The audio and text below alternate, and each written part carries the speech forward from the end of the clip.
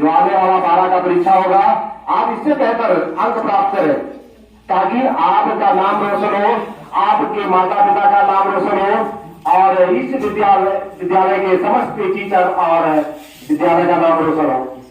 तो अगले कड़ी में हम आमंत्रित करना चाहेंगे। श्रद्धा ज्ञान देती है, जिसके अंदर श्रद्धा होती है उसी को ज्ञान मिलता है। श्रद्धा ज्ञान देती है, नम्रता मान देती है और योग्यता स्थान देती है। आज अगर आप योग्य नहीं होते तो इस स्थान पर आप नहीं पहुंच पाते, आपने योग्यता को प्राप्त किया है। तो श्रद्धा ज्ञान देती है, नम्रता मान देती है, योग्यता स्थान देती है और जब ये तीनों मिल जाए आपस में तो व्यक्ति को हर जगह सम्मान देती है। तो हम आमंत्रित करेंगे हमारे विद्यालय के बहुत कर्मठ और अनुशासन प्रिय, जिन्होंने अनुशासन के लिए विख्यात है। यहाँ जो है चर्चा हो रही है कि new standard public inter college के बौरिया सर अनुशासन के लिए बहुत बढ़िया है। तो उनको आमंत्रित करेंगे, बौरिया सर को आमंत्रित करेंगे कि आए और बच्चों के पुरस्कार समारोह में कुछ शब्द बताएं।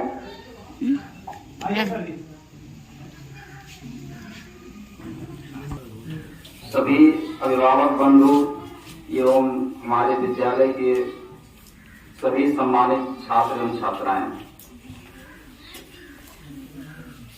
क्लास 10 के बच्चों ने बहुत ही अच्छा परफॉर्मेंस किया और जब से क्लासेस 10th का रन कर रहा है, पहली बार विद्यालय का कोई लड़का जिले में सेलेक्ट हुआ। और जिस दिन हम लोग रिजल्ट देख रहे थे, 2 बजे शायद रिजल्ट आउट हुआ, फिर 3 बजे तक जिले से फोन आने लगा कि आप एक लड़का जिसका जिले में नाम आया है। बाद में फिर DRS ऑफिस हम लोगों ने कंफर्म किया तो पता चला कि हाँ उसका 4th रैंक है। विद्यालय के लिए भी बड़ा ही सम्मान का चीज है। शिक्षा बहुत ही आवश्यक है, लेकिन शिक्षा की सार्थकता होनी चाहिए। शिक्षा ऐसी हो जिसका उपयोग समाज में हो सके, उसका बेनिफिट समाज के लोगों को मिलना चाहिए। बच्चे अभी जो शिक्षा ग्रहण कर रहे हैं, ग्रहण करते करते उनको ये लगता है कि जो शिक्षा हमने प्राप्त किया है वो हमने अपनी बदौलत पाया है और धीरे धीरे अपने पेरेंट्स को ही इग्नोर कर देते हैं। अभी की शिक्षा में तालीम और तहजीब दोनों की बड़ी जरूरत है। एक दिन मैंने एक आर्टिकल पढ़ा, उसमें लिखा हुआ था कि एक लड़का जिसको उनके माँ बाप ने पाल पोस करके बड़ा किया, खूब पैसा खर्च किया, अपनी प्रॉपर्टी बेच कर पढ़ाया, कुछ दिनों बाद पिताजी एक्सपायर कर गए और लड़का धीरे धीरे करके सरकारी नौकरी मिल गई।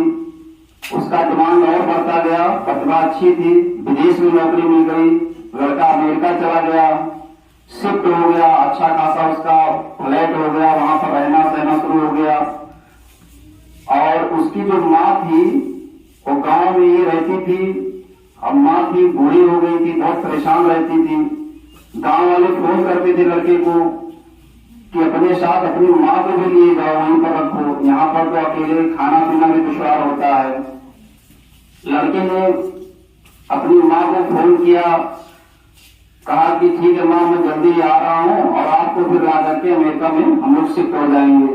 माँ बहुत खुश हुई, पूरे गांव में हर घर गए, सबको बताई कि मेरा बेटा आ रहा है और मुझे लेकर के अमेरिका जाएगा, वहीं पर हम लोग अब रहेंगे, अब आप लोगों के साथ हम नहीं रह पाएंगे। माँ बहुत खुश थी, लेकिन लड़के के अंदर क्या विचार था माँ को नहीं पता था।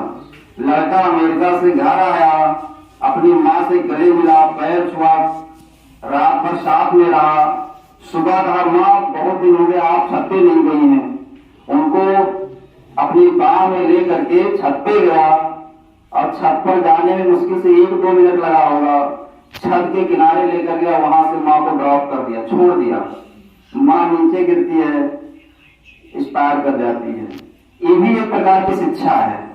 उसने पढ़ाई लिखाई तो किया, लेकिन उस पढ़ाई का कोई सार्थकता नहीं निकला, वो पढ़ाई बेकार हो गया, किसी काम की पढ़ाई नहीं रह गई। भले वो सफल हो गया, नौकरी पा गया, जो कुछ भी पाया, लेकिन ऐसी पढ़ाई की उम्मीद नहीं करनी चाहिए। आप लोग पूरे जीवन में जो भी टीचर्स ने आपको इस लायक बनाया है, माँ बाप ने किया आप सफल हो जाएंगे। लेकिन कभी भी शिक्षा ऐसा नहीं होना चाहिए कि लोगों का आप सम्मान करना भूल जाएं। पढ़े लिख करके आगे बढ़े, नौकरी करें। अब हर वर्ष इतने सारे लड़के पास आउट होते हैं तो सरकार के पास इतनी जगह नहीं कि सबको नौकरी दे सके, बेरोजगारी भी फैल जाती है। तो पढ़ लिख करके कुछ ऐसा आप लोग करें कि जॉब सीकर्स ना बन करके जॉब प्रोवाइडर बने। कोई ऐसा काम करें कि हम नौकरी करेंगे तो अकेले करेंगे, लेकिन अगर कोई ऐसा चीज हमने एस्टेब्लिश कर दिया जिसमें 10, 20, 50, 100 लोगों को नौकरी मिल गया तो वो सबसे बड़ा कल्याण का काम होगा, बेरोजगारी दूर करने बड़ी सार्थक होगा। आप लोग पढ़ने लिखने इतने ठीक ठाक हैं कि आप लोग आगे बढ़ करके कुछ कर सकते हैं। तो कभी भी नौकरी के चक्कर में बहुत ज्यादा समय नहीं बिताने की जरूरत है।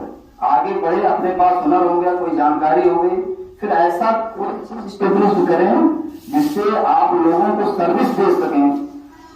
और जब लोगों को सर्विस मिल गया तो सबसे पुण्य का काम है। आप सर्विस करेंगे तो अकेले करेंगे, और अगर आपने कोई फर्म स्टेब्लिश कर दिया, कोई कंपनी लगा दी, कोई ऐसा सिस्टम बैठा दिया जिससे कम से कम 100, 200, 500 लोगों की बेरोजगारी दूर हो जाएगी, तो ये सबसे बड़ा पुण्य का काम है। पढ़ लिख करके अगर नौकरी ढूंढते रहेंगे तो सरकार के पास जगह नहीं है, कितने लोगों को नौकरी दे सकती है। हर वक्त बहुत लाखों लाख बच्चे पास आउट होते हैं, उनके पास वैकेंसी नहीं है तो दे सकें। तो आगे बढ़ करके जो पढ़ाई लिखाई कंप्लीट करिए, कभी भी जॉब सीकर्स न बनिए, जॉब प्रोवाइडर्स बनिए। जब भी आप आगे बढ़ेंगे तो बहुत तरह की समस्याएं आएंगी। आपने अरुणिमा सिन्हा का नाम सुना होगा, जो पत्रकार हुई थी। एक दिन मैंने उनको कहा तो वो बता रही थी कि शुरू से उनको गेम में बड़ा रुचि था। एक दिन वो ट्रेन में यात्रा कर रही थी और ट्रेन में कोई बदमाश था तो ये सोने का चेन पहनी हुई थी, उसको छीनना चाहता था वो। अरुणिमा सिन्हा ने उससे लड़ाई किया, एक लड़की थी, उससे लड़ाई लड़ा उस बदमाश से। अब बदमाश ज्यादा थे और इसको उठा के ट्रेन से नीचे फेंक दिए। जब ट्रेन से नीचे फेंके तो बगल में एक पटरी थी, वहां जाकर वो गिरी। तुरंत एक एक्सप्रेस ट्रेन आ रही थी और उस एक्सप्रेस ट्रेन की चपेट में आके इनका पैर ही कट गया,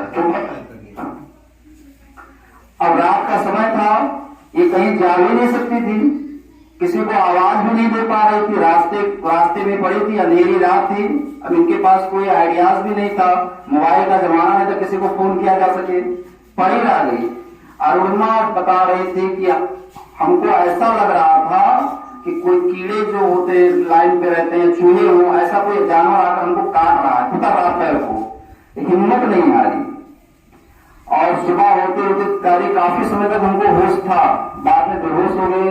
आसपास के लोगों ने हॉस्पिटल पहुंचाया, ट्रीटमेंट हुआ और फिर पैर में कोई आर्टिफिशियल लेग लगा करके उनको ठीक कर दिया गया, क्योंकि पैर कट गया वो जुड़ेगा तो नहीं, लेकिन कोई आर्टिफिशियल लेग लगा करके सही कर दिया गया।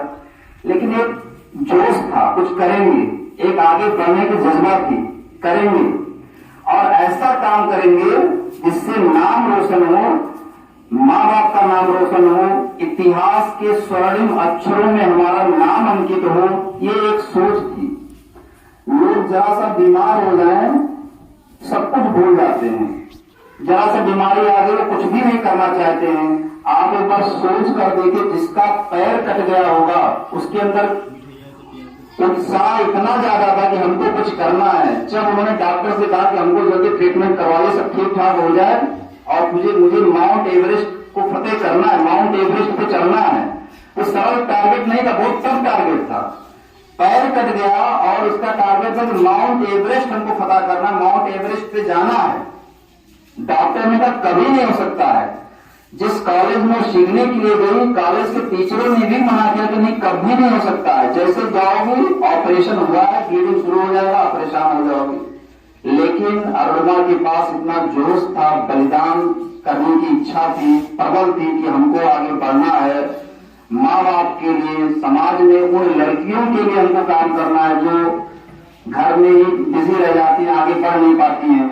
और बहुत ही उत्साह के साथ उसने काम किया, मेहनत किया, ट्रेनिंग ली, सीखा और फिर माउंट एवरेस्ट फतह की। तो आपके जीवन में कोई कितना भी बड़ा बाधा क्यों ना आ जाए, वो रोक नहीं सकता है। टारगेट सटीक होना चाहिए। हमको करना क्या है, अगर सटीक है, कितना बड़ा बाधा है, आप उसको ऑलमोस्ट को ले लीजिए, इतना बड़ा बाधा था, पार करके आगे निकल गई, जिसका पैर कर गया उसने कहा माउंट एवरेस्ट पता करेंगे, वो कर ले गई।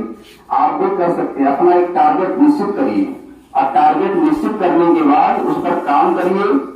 जो भी टारगेट लेंगे उस पर आगे आप बढ़ जाएंगे, कोई रोक ही नहीं सकता है। जब आप अच्छे विचार के साथ आगे बढ़ते हैं, दुनिया की सारी शक्तियां आपके साथ होती हैं, बस भाव अच्छे होने चाहिए। अगर कोई भी काम एक अच्छे भाव से आप करेंगे, दुनिया की जितनी भी शक्तियां हैं आपको हेल्प करेंगी। आप देखोगे कभी बहुत बड़ी मुसीबत में आपको अचानक कोई आदमी मिल जाएगा जो हेल्प कर देगा, अचानक कुछ ऐसा हो जाए कि आप कहेंगे कि अगर ये ना होगा तो आज हम बचते नहीं।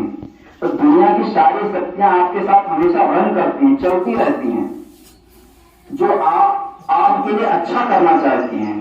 बशर्ते आपके सोच अच्छे हो, विचार अच्छे हो, तो फिर आपको आगे बढ़ने से कोई नहीं रोक सकता है। जब भी आगे बढ़िए तो अंतर आत्मा की आवाज को जरूर सुनिए, हमको करना क्या है। सबसे बड़ा आपको डिसीजन देने वाले आपके अंतर, ना आपके पेरेंट्स को एक सही चीज बता सकते हैं, ना कोई और बता सकता है। आप अपने अंतर आत्मा की आवाज को सुनिए, कहता क्या है, और उसी के अनुसार आप आगे काम करेंगे। कभी भी आपको असफलता लगेगी ही नहीं। और जब आप किसी के बहकावे में आ जाएंगे, कोई आपको कुछ मोटिवेट कर दिया, फिर आपको आगे समस्या होगी। लेकिन अगर आप हमेशा हर काम के लिए अपने इंटरनल सॉल का इस्तेमाल करेंगे कि हमारी अंतरात्मा क्या कहती है, जो कहे वैसा करिए, आगे बढ़ेंगे, फिर आपको कभी भी असफलता मिलेगी नहीं। इन्हीं शब्दों के साथ मैं गाड़ी को विराम देता हूँ। हाई स्कूल के वह छात्र छात्र हैं जिन्होंने बहुत अच्छा परफॉर्मेंस किया है, हमारी तरफ से बहुत बहुत शुभकामनाएं। अब ये जो आपको सफलता मिली है इसको बरकरार रखिएगा, इंटर का एग्जाम देना, फिर और इससे अच्छा परफॉर्मेंस करने का प्रयास करिएगा। धन्यवाद।